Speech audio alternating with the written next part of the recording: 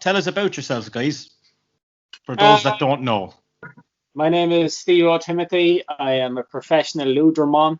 I think that's the only term for professional tomfool.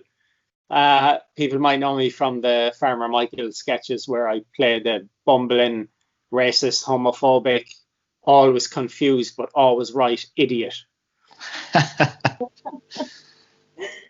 And I suppose I'm Roxy Goldby, and I'm new to this madness world of Farmer Michael. You're dragged into it. Dragged in.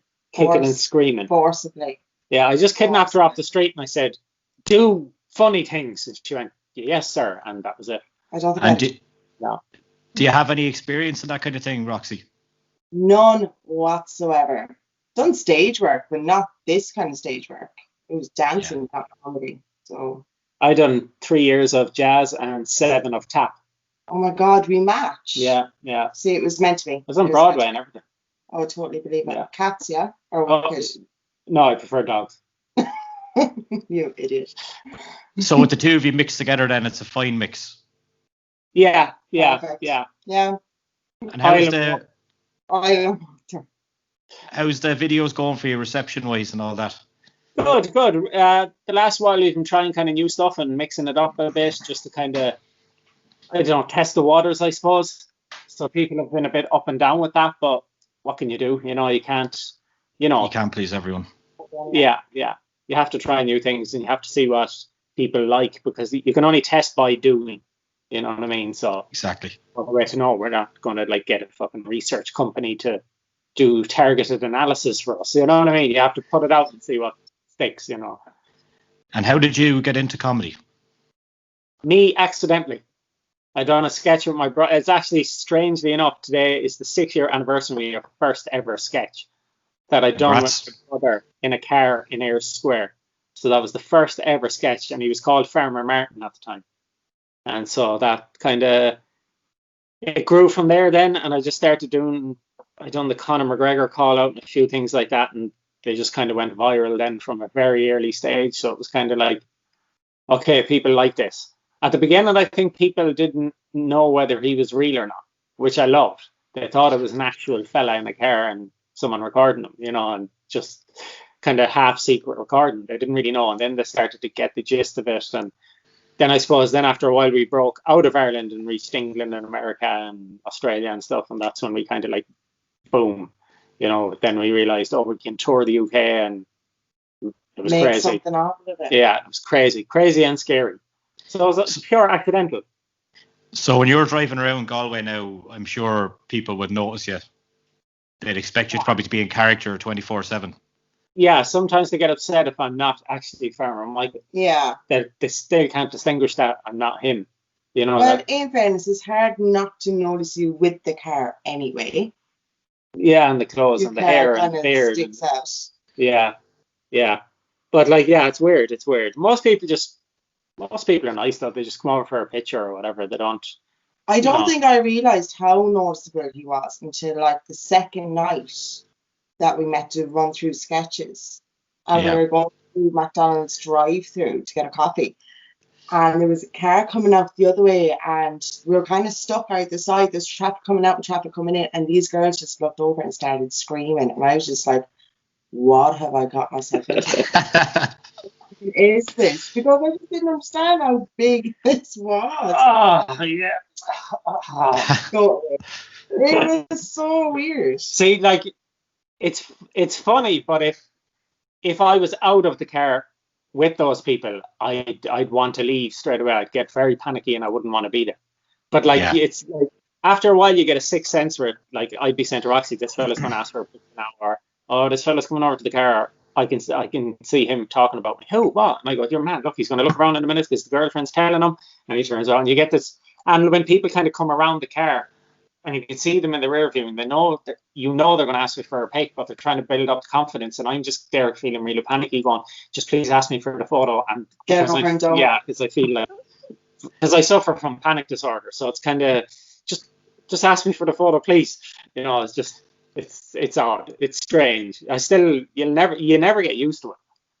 It's the car as well then that gets you. Yeah.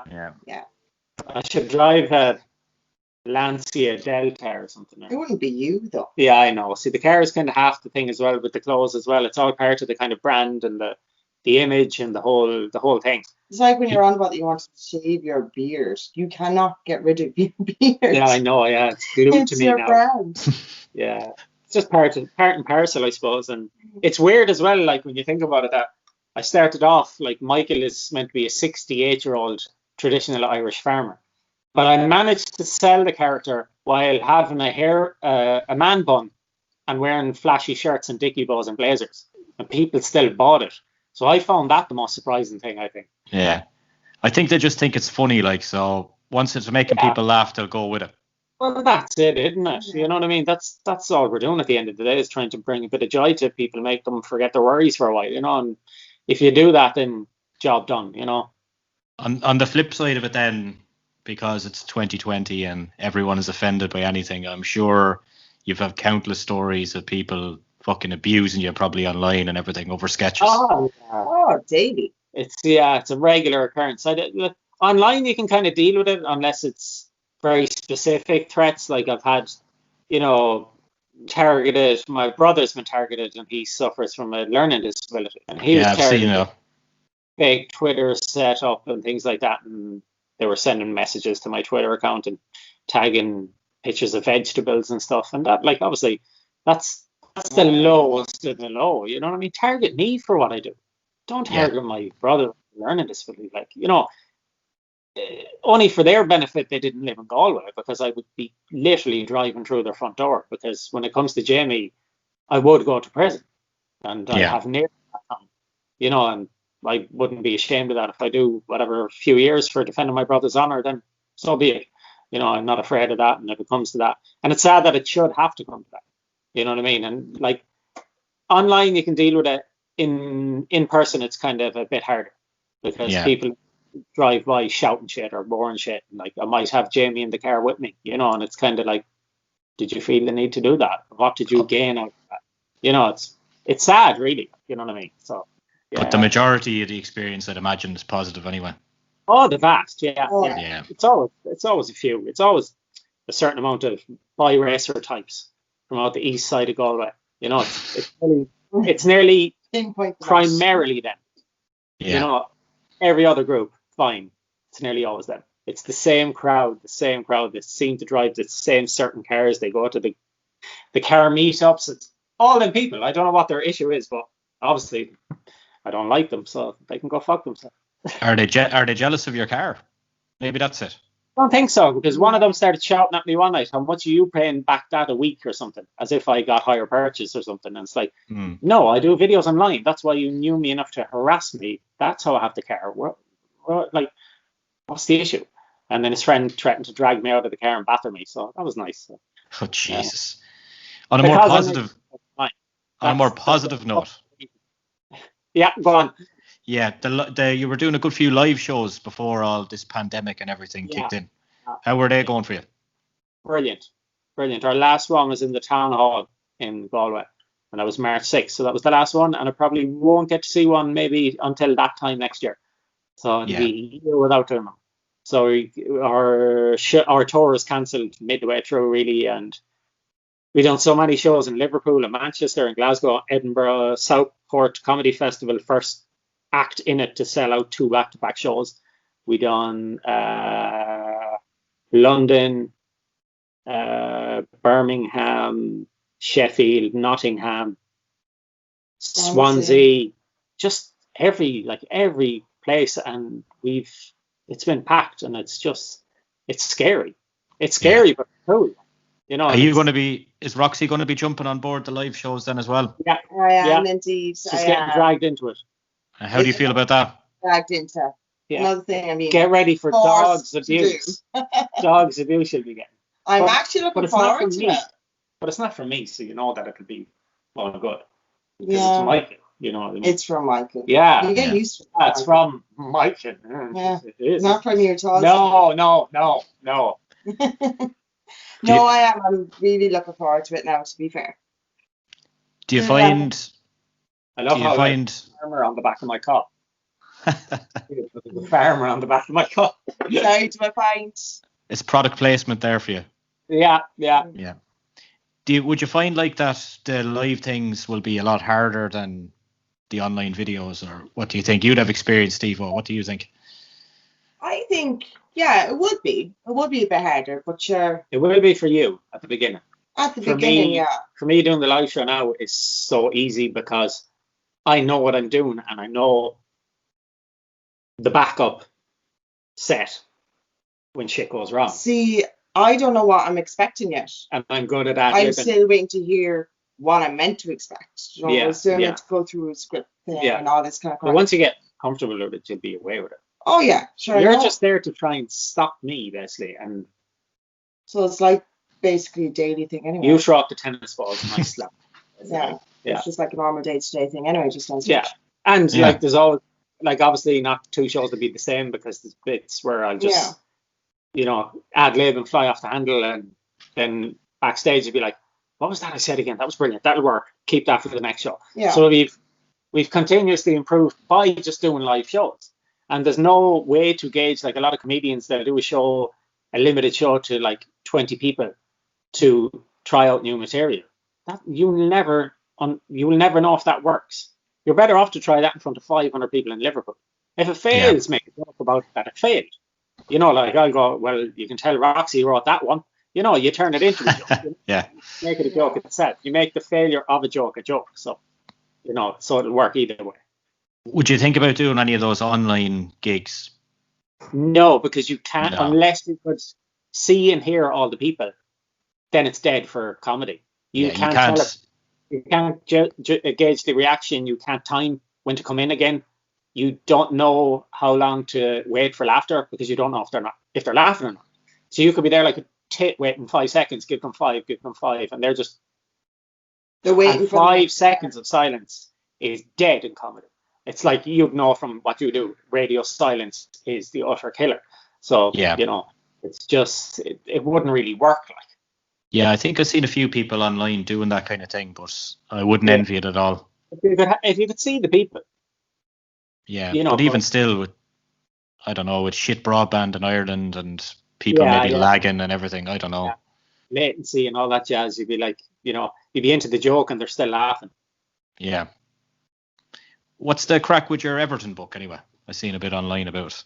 I decided to write a book, write a book from Michael's perspective about Everton and Ireland's connections to England and Ireland's connections to Liverpool and a few famous Irish players that didn't really exist that are in Michael's mind, like the great Pat O'Sullivan and Willie Rooney, who is loosely based on, obviously.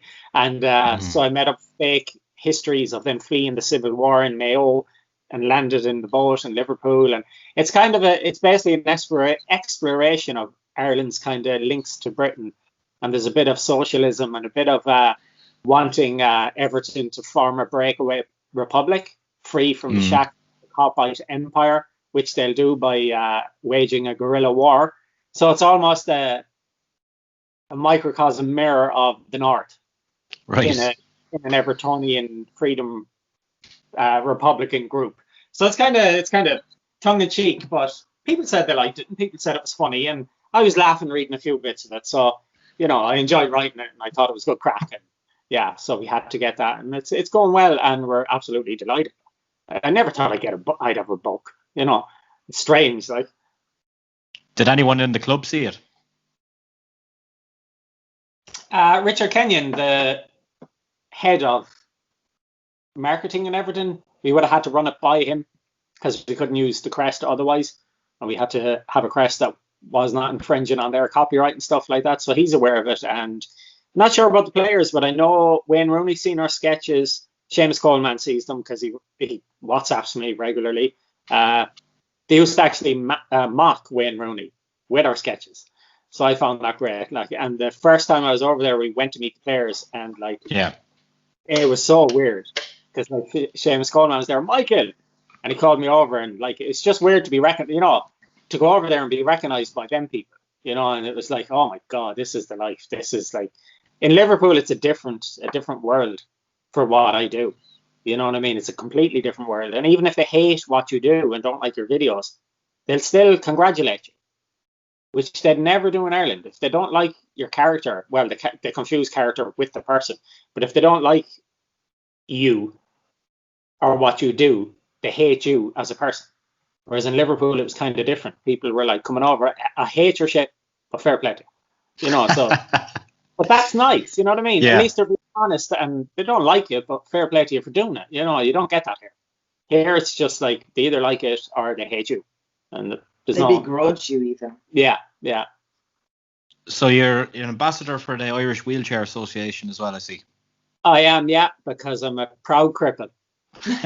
People get really offended when I say that, and I've always said I want to take that back that word and strip its negative connotations, like African Americans have done with the N word, like gay people have done with queer. I want to take it back. I don't ever want the word cripple to be used against a small child in a playground that may be in a wheelchair and have negative connotations. I want that kid to be proud to say, yeah, I am a cripple.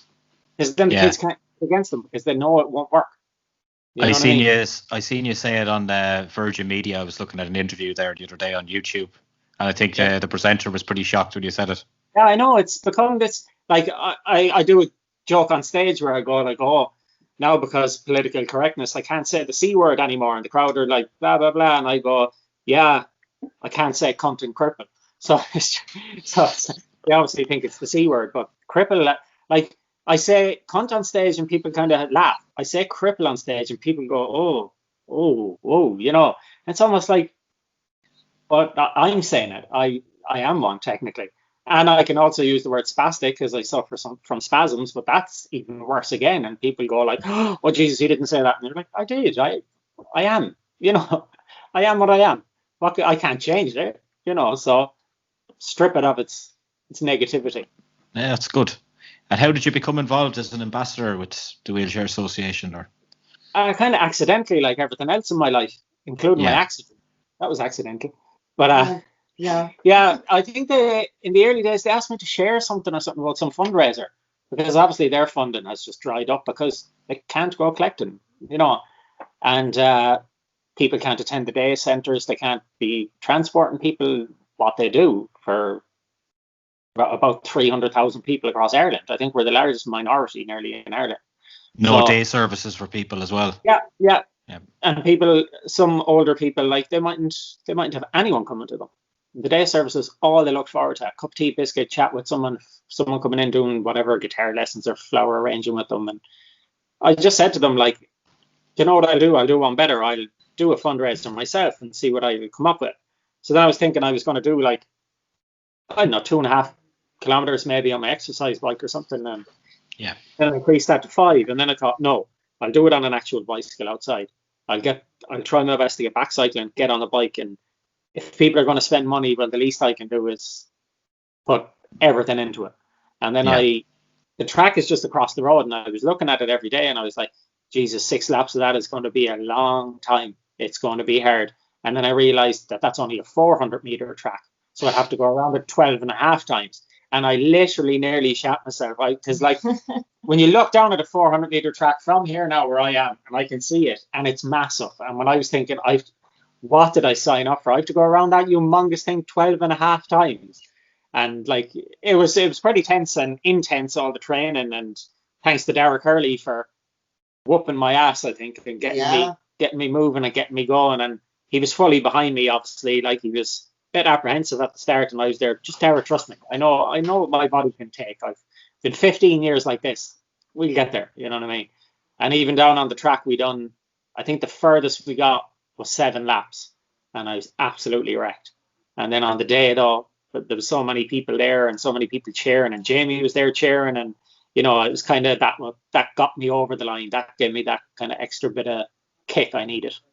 And I was smoking crack, so that I seen the video of you at the end.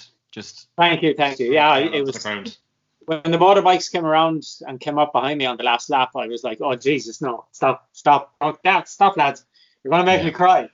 So it was very very emotional, really. Like, it was kind of, and I was doing it for my mother, who was a service user of the Irish Wheelchair Association, and everything kind of came to a head. I think the first time I blubbered was when I reached 20 grand, and I was doing a live stream, and some woman, I was about €700 off 20 grand, and she donated that €715 or whatever, and she goes like, "This is for your mom." And I done a live stream to tell everyone that I'd reached 20 grand, and I told them about the woman, and then I just started like just welling up and tearing on a live stream. And I was like, "All right, thanks, bye."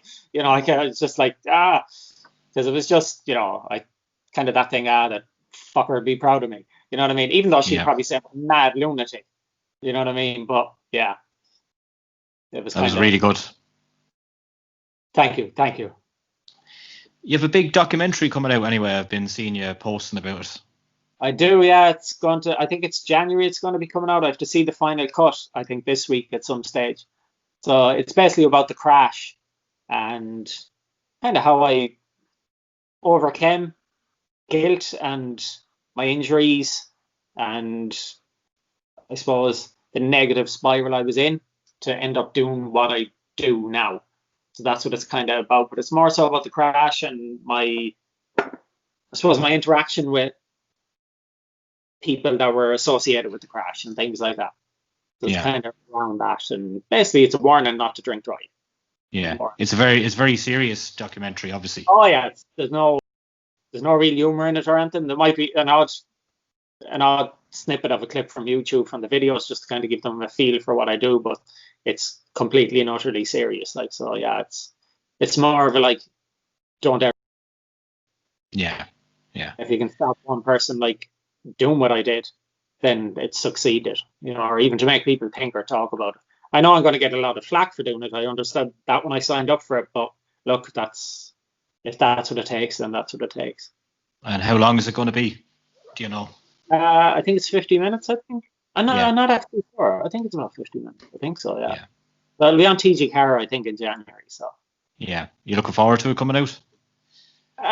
No, not really. I'm looking forward to seeing it in the final cut. I don't really know if I'm going to be on social media the night it comes out because there might be a lot of negative kickback and stuff. So we'll see how it goes. I suppose we'll see. We'll gauge the reaction. We'll see. Yeah. There, I mightn't. If it's negative, I won't mention it or what. We'll see. But there's always going to be negative reaction to something, especially on national television. Yeah, I want people to watch it, but I don't want to be seen to be plugging it almost. But I want as many people to watch it as possible, again, to get the message out.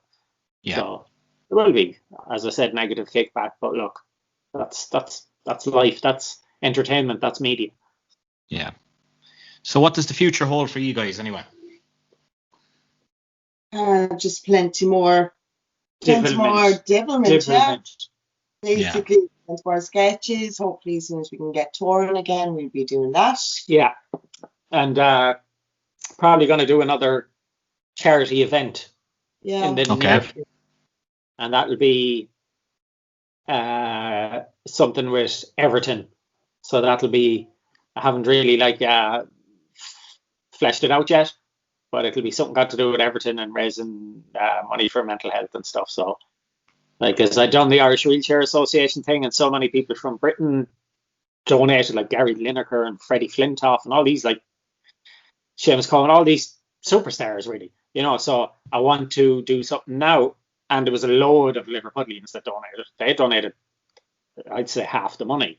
So I want to go over there now and do something for that. And hopefully the Irish people will get behind that as well. So, because they're building a place called the People's Place. It's basically a mental health clinic or hospital that Everton are going building. So they're fundraising for that at the moment. So I'd like to kind of do something with that. Everton have always been a generous club in terms of charity and things like that. I see a lot of things on social media. Did you see the... Wow, it's unbelievable. Like the first time we went over, they invited us into the Everton hub and stuff, and they have schools and they educate kids that have no other place to go and stuff. Like it's kind of amazing, really. And there's a drop-in day centre and everything. I suppose it's the reason they call it the People's Club. It is. Yeah. There's no airs or graces. Like they look after their actual local community, whether you're a Liverpool fan or an Everton fan. If you're from Liverpool, they will look after you. And it's amazing to see that. Yeah, there was a young man. I think you probably seen him on Twitter. I think he sent the club. He has Down syndrome. He sent the club a video message. Yeah, Yeah, and they Ancelotti sent him a letter.